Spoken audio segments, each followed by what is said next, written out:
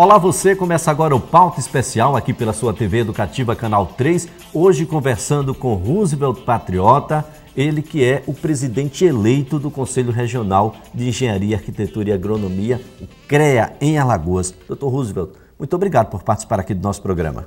Obrigado, é um prazer imenso estar neste horário tão importante para divulgar o CREA, o nosso CREA, a entidade que congrega 7.300 profissionais do nível superior, do tecnólogo e do nível médio, que são os técnicos. E do nível médio, que são os técnicos, né? O CREA, há muito, não é só dessas categorias, é também da sociedade. Esse é um ponto, um dos pontos centrais da sua gestão, por exemplo? Nós temos um compromisso de atender a sociedade através dos técnicos. Quando eu digo técnico, de uma maneira genérica.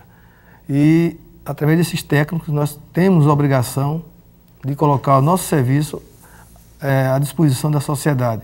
Por exemplo, acompanhando grandes obras, tratando de assuntos que dizem respeito à sociedade, por exemplo, transposição e revitalização do Rio São Francisco. A instalação ou não de usina nuclear, que queira ou não queira, pode estar vindo esse processo para cá. Não é? Nós queremos trabalhar também sobre o uso dos defensivos agrícolas, a comercialização indiscriminada, que está trazendo problemas sérios para a população. A venda também de alimentos, não somente na área de engenharia civil, nós queremos tratar também na área da elétrica, na área da agronomia, da meteorologia, né, da geologia.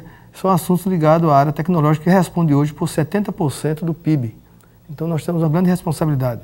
Eu acho que em todo o segmento da sociedade nós temos representantes da área tecnológica. Bom, a sua eleição foi uma eleição, uma vitória bastante expressiva, o que de certa forma traz mais responsabilidade. O senhor teve 70% dos votos?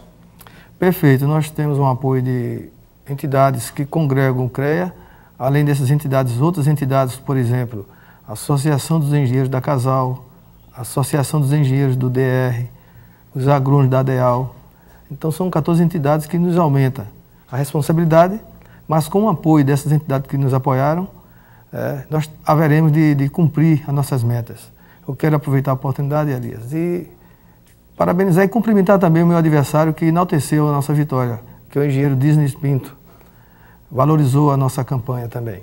E também cumprimentar e agradecer o trabalho da Comissão Regional Eleitoral. Não houve uma só impugnação, não houve um só recurso. Então a eleição se transcorreu de uma maneira respeitosa. Isso é uma demonstração de maturidade, dos profissionais. Infelizmente não foi daquela maneira que eu gostaria, que seria o processo em si da eleição. Não houve voto em trânsito. A eleição foi em urna de lona, porque existia aqui na capital o exame biométrico. E a exemplo do Conselho Novo de Arquitetura, que é o CAU, Arquitetura e Urbanismo, a eleição foi através da internet, através de uma senha. O profissional, estando em dia com o seu conselho, ele, onde estiver, acesso a um computador e também à internet, ele colocou o seu voto. E nós vamos trabalhar isso com os outros CREAs para conscientizar e aprovar no Conselho Federal, porque a normalização é através do Conselho Federal. Nós somos órgãos executores, né, os órgãos regionais, para mudar esse critério de votação. Eu acho que vai aumentar o leque de eleitores, uma vez que o percentual é muito baixo. Nós calculamos em torno de 10% que foram votar no dia 8 de novembro. Ou seja, aumenta a representatividade, aumenta a discussão e, por consequência, discutindo melhor, a gente chega a denominadores melhores também. Ganha com isso a sociedade, que fica mais bem representativa. Nós queremos o voto do técnico de nível médio é igual do profissional superior, mas muitos não puderam se ausentar do seu trabalho ou se deslocar da sua cidade. Então nós queremos, a partir das próximas eleições, ampliar o leque, de facilitar o voto. Que é isso agora, que manda a democracia. O senhor assume em janeiro já sem os arquitetos. Depois de tantos anos, naturalmente vai ficar uma lacuna. Foi um trabalho, uma escolha que já vem se arrastando há décadas, dos 60 mil arquitetos do Brasil, em que um grupo trabalhou e conseguiu a aprovação, a sanção presidencial em dezembro de 2010.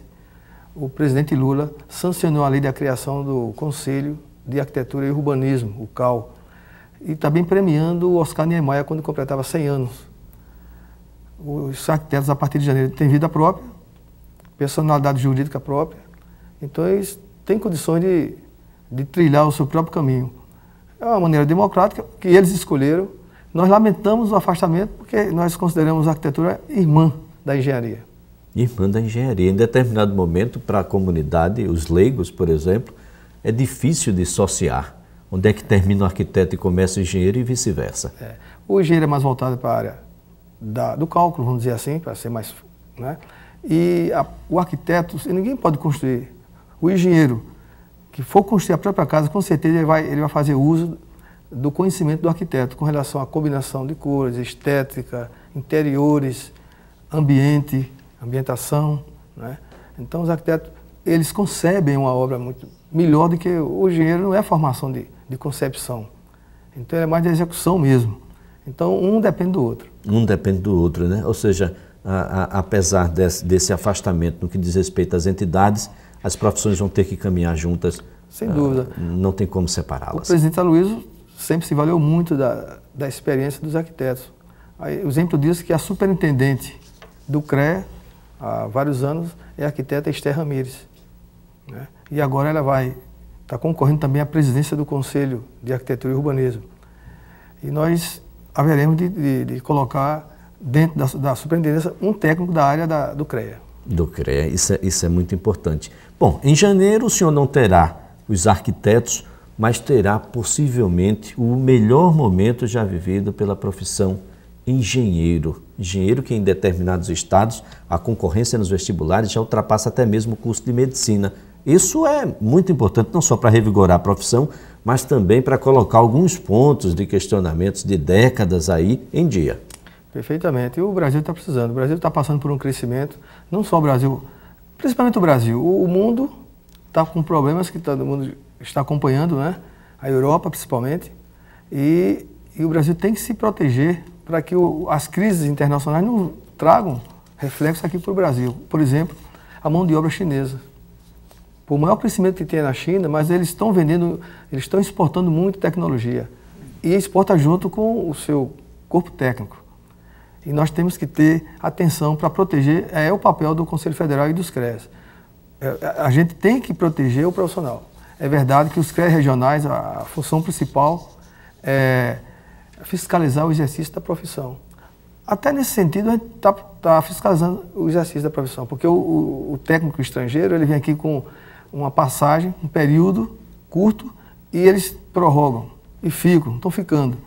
Então a gente não pode aceitar, porque quer ver a dificuldade, vamos sair do Brasil para conseguir um emprego técnico fora do Brasil. Como é que é a formação do engenheiro aqui em Alagoas, por exemplo?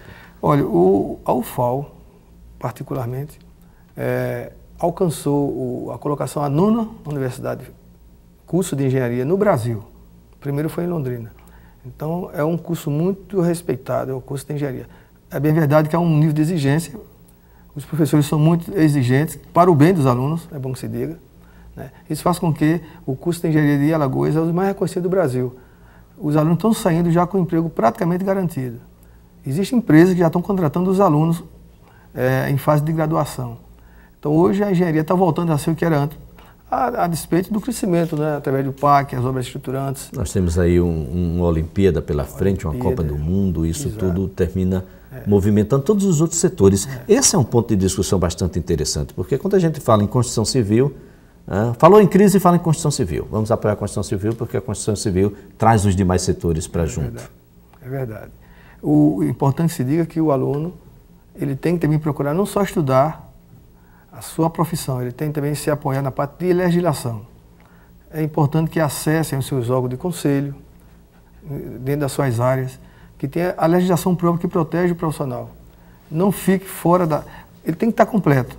E não deixar de se estar capacitando. O profissional capacitado, ele não terá dificuldade nenhuma de conseguir emprego. Ele não pode se acomodar. Hoje, qualquer empresa tem dificuldade de conseguir contratar profissionais. Esse profissional do presente é o profissional do futuro também? Também. Esse profissional do presente, com certeza, é o profissional do futuro. Agora, Dr. Roosevelt, naturalmente, com o número de postos que se abrem, há preocupação também com a questão dos salários. Existe um piso mínimo? Essa é uma profissão que não se pode ganhar tão pouco ou muito. Como é que é essa relação entre o trabalho, o número de postos e o que deve ganhar um engenheiro hoje aqui no país? Perfeitamente, boa pergunta, Elias. Nós vamos nos valer do encaminhamento através dos parlamentares. Nós vamos nos aproximarmos da Assembleia, da Câmara Federal, do Senado, para que traga definições com relação principalmente a salário. Nós sabemos que a luta por salário é mais diretamente ligada a sindicatos, mas o CREA não pode ficar à margem disso. Então, o piso salarial para quem é servidor público, municipal, estadual ou federal, é a Lei 4.950-A, de 66, ele não obriga ao gestor público a pagar um salário mínimo profissional aos seus profissionais de nível superior. Ou seja, um concurso que abre a vaga para engenheiro mecânico, eletricista, para cumprir uma tarefa de 40 horas, por lei ele tem que receber no mínimo 8,5 salários mínimos. Quando a empresa privada, a empresa vai se registrar no CREA, ela tem que apresentar um responsável técnico. Ele tem que apresentar a carteira provando que recebe no mínimo 8,5 salários mínimos para cumprir 40 horas. No entanto, para servidor público, essa lei não é aplicada. Essa lei não é aplicada. Então, nós temos dois pesos aí, duas medidas. Exato, é inconstitucional, diz a lei, porque não pode vincular salário mínimo. Então, mudemos a lei. Existia um senador, Quintanilha, que ele não foi reeleito. Então, nós tivemos contato com o senador Renan e ele vai procurar os seus colegas para que a gente retorne esse processo, para que desvincule do salário mínimo. Então, vincule a qualquer indexador financeiro.